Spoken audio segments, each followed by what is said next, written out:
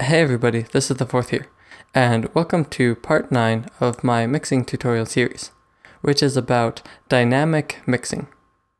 And when I talk about dynamic mixing here, I'm not referring to the dynamics of your audio waveforms, like I did in part 6, but rather, in this part of the tutorial, I am talking about having movement or automation of certain parameters on your mixing effects. Music is movement, and because of this, mixing decisions for one part of a song may not work as well or be optimal for a different part of a song. So sometimes you have to incorporate some kind of movement in your mixing technique to get the best mix possible. Now, this isn't something you will need to do in every mix. I personally don't do this all that often, but I definitely have on occasion. So what kind of effects would you want to automate or would you have to automate? And really, it's pretty much anything. It all depends on the song and it all depends on your sounds and the mix you want. So you could actually do this with any kind of plugin. If you wanted certain EQ settings on one sound at one point in the song, but different EQ settings on the same sound at a different point in the song, or certain compressor settings at one point and different compressor settings at another, then it's not a bad practice to automate those parameters to get that sound to fit in perfectly with the rest of the mix at each point in the song by using those different settings at each point. And in fact, it's actually a really great practice. But at the same time, it's not something you have to do at all. So don't think if you're not doing this that you're not mixing properly, because I definitely don't do this very often. And so maybe you have a decent idea of what I'm talking about, but the best way that I know to give you guys a better idea of how this can work is to provide and explain a couple examples of when I have utilized this. One of these examples is actually something I covered earlier on in the compression and dynamics section of the tutorial, which was level writing. And level writing is essentially you automate the level fader's level of a sound throughout the song. So that's one example that we've already kind of looked at. But another example is something I did in one of my older hardstyle tracks, which is HRT is the title. And so it happens at the break and then the climax. So let's see what happens.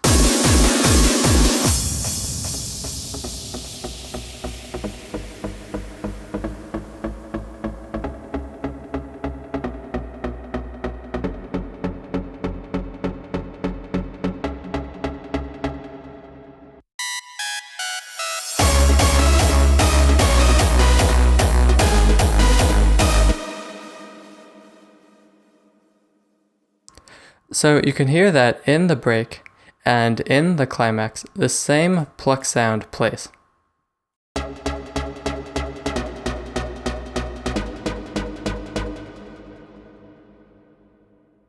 And during the break, you can see and hear that it has some presence in the bass.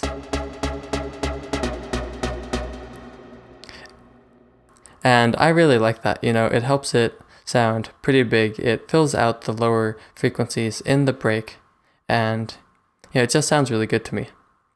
But if I were to play this during the climax,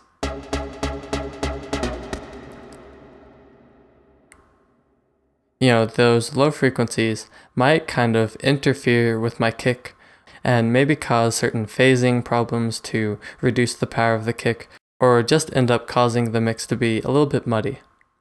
So what I did was, I actually, at that point in the song, when the climax hits, I filtered out the low frequencies. I'm still playing the same notes. I'm still playing those bass notes in the chords, but I filtered out the low frequencies.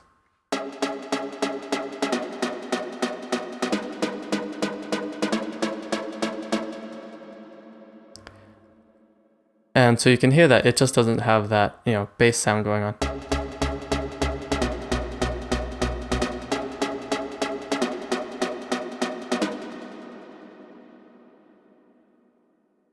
And that just helps keep my mix nice and clean and, not have any bass interference with the kick. And now, if I felt like I had to keep the same settings throughout the song, I would have ended up having to use this pluck during the break.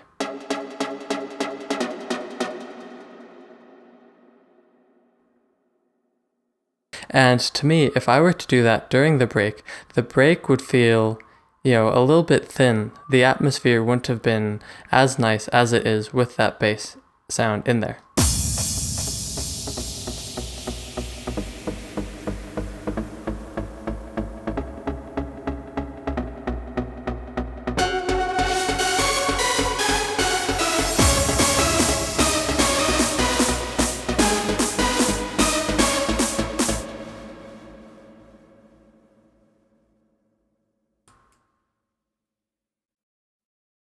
It would have sounded more like this.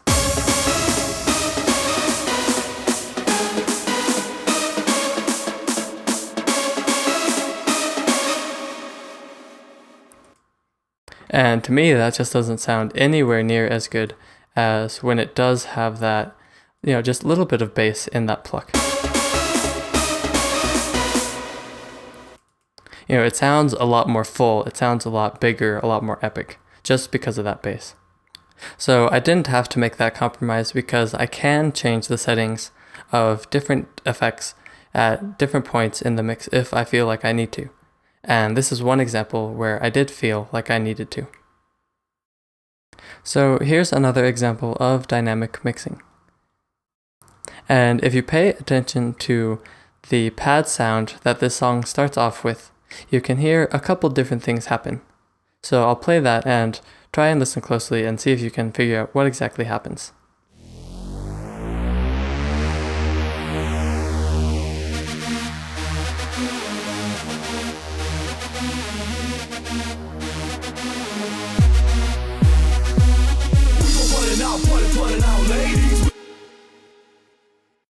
So maybe you could tell what happens, or maybe you couldn't quite tell.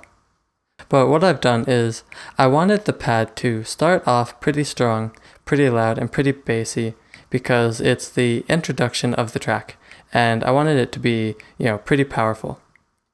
So I have the volume pretty high, and the bass is coming through well as well.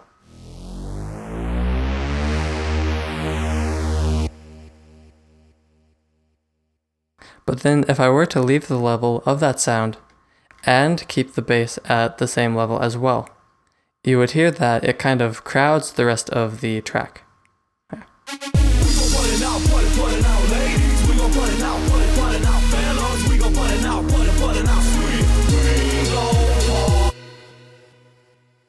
It just kind of takes control of the track a little bit. The bass from the pad makes the 808 not stand out as much, and the high end kind of drowns out everything a little bit. And so, it's way too powerful. So what I've done is I basically did just some level writing to bring it to an appropriate level. And I just automated the channel volume of that pad. So you can see as I play it, the channel volume will be reduced.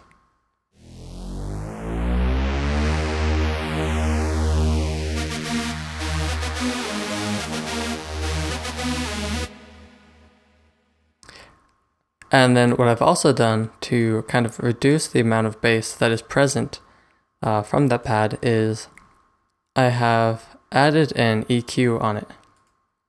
And you can see this EQ is just filtering out the low end on that pad.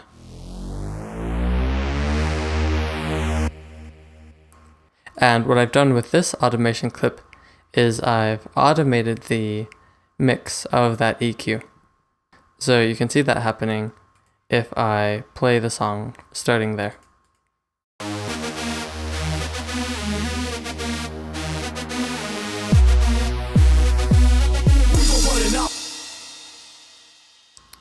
So let's kind of solo the pad to hear that a little bit better. The whole different automation that I was doing.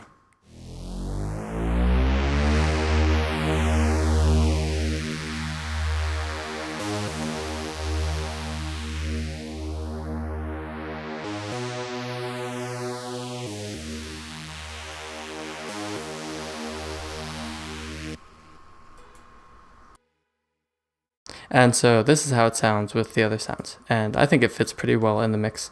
This is an older track, and it's really compressed on the master. But, the mix isn't too bad, and I do think that pad fits decently in the mix.